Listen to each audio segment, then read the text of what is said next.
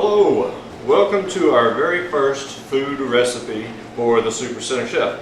Glad to have you with us today. Our first recipe will be homemade bread from scratch.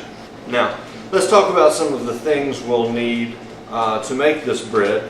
I have my ingredient list here. We need flour, yeast, salt, water, beer, and vinegar.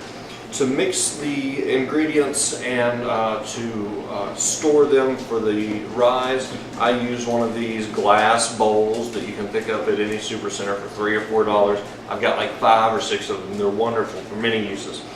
Another thing you will want to buy for this recipe, and not just this recipe, any recipe if you're serious about cooking, is a measure. I have a scale that I use. You can get them at the Super Center for $5–10, and they help immensely in consistency of results. As you know, flour can change weight based on humidity, altitude, other conditions, and so it's very handy to have a scale. That way you make sure that you're using the right ingredients every time.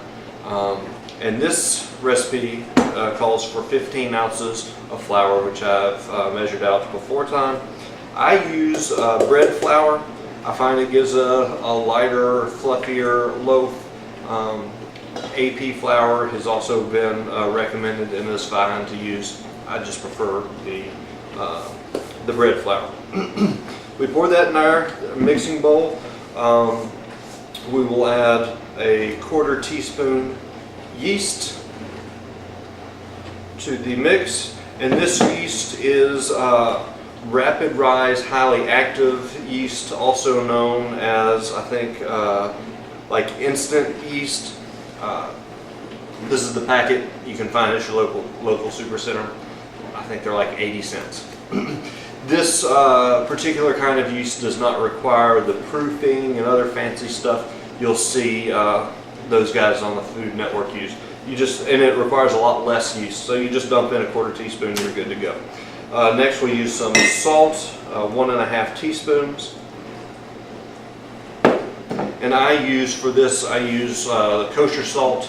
You can also get this at the Super Center. I think it's like 88 cents for this whole big box. To tell you the truth, I don't know what makes this different from ordinary salt. It is a bit coarser, got big nice clumpy things that I guess rich people are fond of. I don't know, but most of the recipes I read about call for kosher salt, and it was 80 cents, so I bought it. Don't quote me on that, it might be $1.80, I don't know. That's a lot of salt for $1.80 even, so it's pretty cheap.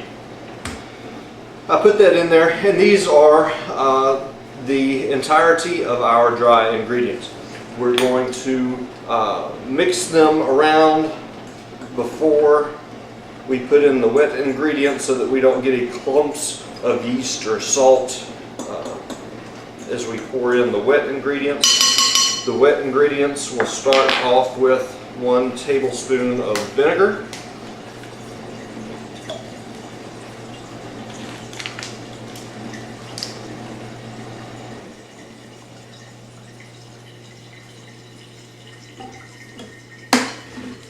Three ounces of beer. This is a dark beer, Shinerbach, Michelob, Amberbach, but you can really use any beer. You can even use light beer. A lot of this is for flavoring, so go with whatever you prefer. And the last ingredient is 7 ounces of water.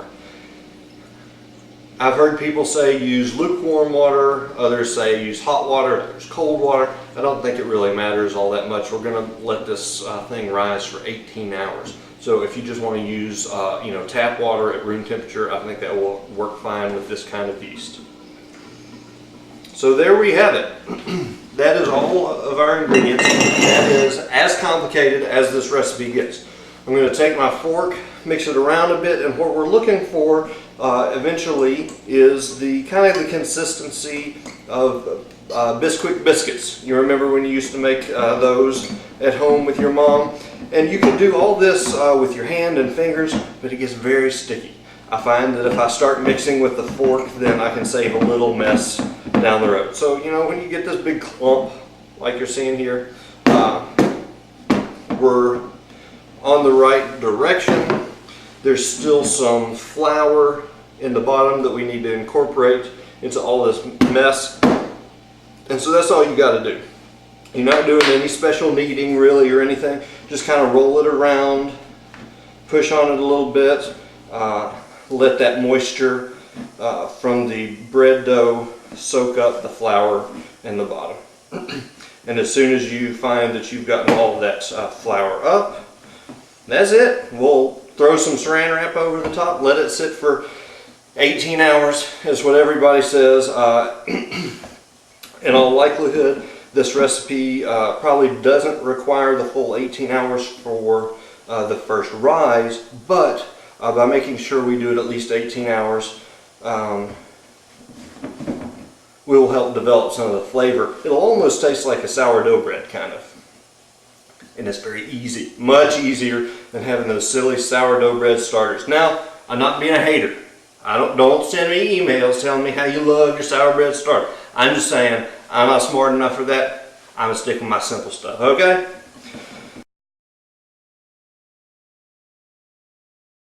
So first, we'll take just a little bit of flour, sprinkle it on our non-stick surface here. I use a little granite. I like to mix my pastas and bread on here.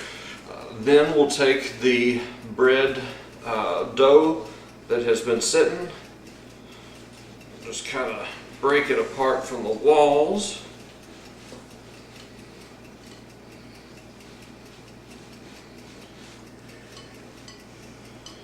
Get as much as we can out of there.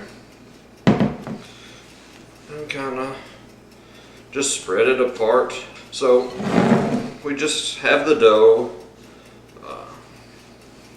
kind of fold it in thirds a couple times,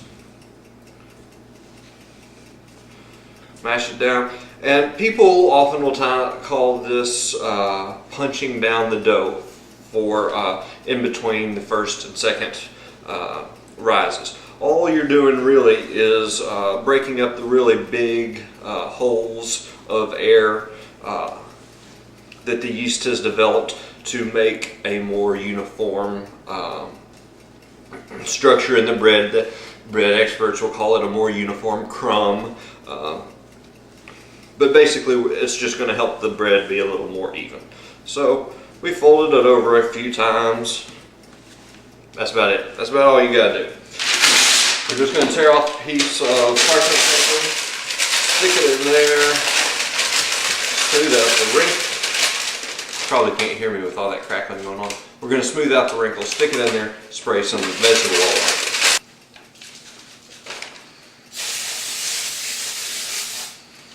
on it. Now here is where the cornmeal comes in. I'm going to put a little down on the parchment paper. And also, I'm just going to kind of coat our loaf with it. It'll kind of work itself into the crust, and I think it just makes for a really nice texture, and it'll also help prevent sticking once in the oven. So I just, can you see right here? I just kind of spread it over and rub it in a little bit. So we've got our bread dough. Just plop it down in the middle of the parchment paper. That's all you got to do. And then we're going to lay a towel on top of this and let it sit for about 2 hours.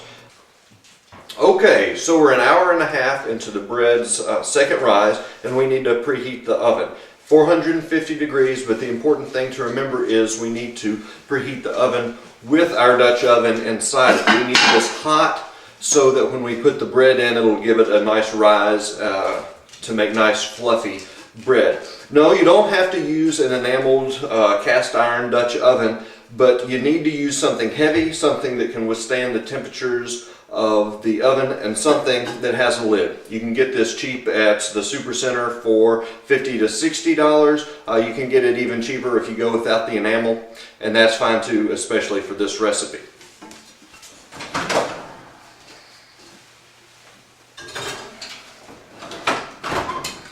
I'll see you back in about 30 minutes. It's been 2 hours since we folded the bread, half an hour since we started preheating the oven with the Dutch oven, and we're ready to put the bread in the oven and see how we've done.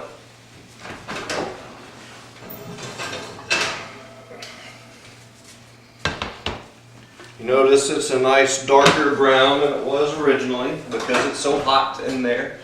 Remember, 450 degrees. Now here's where using the parchment paper really comes in handy. All you do is take the towel off our bread, lift the parchment paper up by several corners, and flop it into the Dutch oven. Cover that, parchment paper and all, and we'll put it back in the oven, and I will see you back again when this gets done cooking. Let me come right back and talk about that for a second.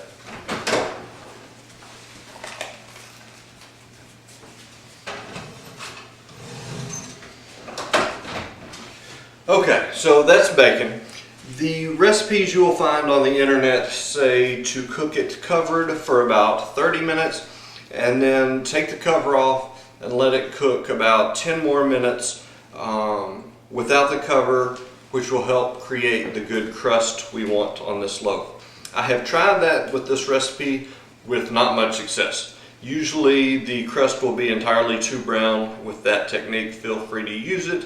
But what I usually do, instead of the 30 and 10 or 15, I will put it covered in the oven for about 40 minutes. Take the cover off, look at the crust. If it's good to go then, you're done. Usually I'll leave it in uncovered for about 2 minutes. So instead of the 30 and 10 to 15, I like to stick with the 40 and 2. Okay, well, it's been 40 minutes and I just took the cover off of the bread to see how the crust was, and it was perfect. So I'm going to go ahead and take the whole thing out right now.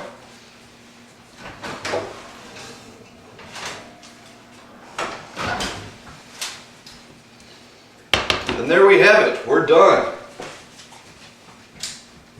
The easiest homemade bread recipe you'll probably ever see me do on this show. Let's take a look and see how we did. Look at that. Let me come up closer.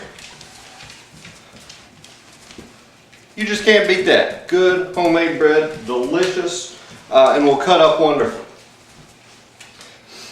I hope you've enjoyed this, our first episode of recipe cooking stuff on this. I got several comments about the first video, but for every one comment complimenting me on the series and what I hope to do and how I hope to help people, I got 4 about that darn dog that wanted to hog the spotlight. She's my baby girl. Her name is Finny. And everybody wanted to see more of her. So I feel that I would be remiss if in this episode I did not introduce you to my family.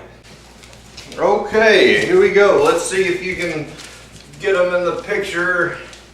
This is Finny and this is Sweetie. As you can see, they're both awfully neglected and need horrible amounts of attention, but that's okay. Bob Barker always said, make sure your dogs are spayed and neutered. I think that's a great idea. But also, I want to say that both of my children here are rescue dogs. And so instead of buying some fancy frou-frou brand of dog from some little puppy mill where they cost a lot of money and torture the puppies, go to your local shelter, pick up one of these wonderful dogs, and they'll be grateful. I will see you next time when we tackle our next recipe. Thank you for watching the Super Center Chef.